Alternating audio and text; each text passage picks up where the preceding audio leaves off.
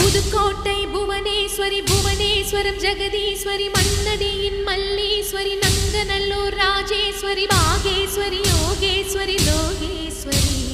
Melmalayanur Angala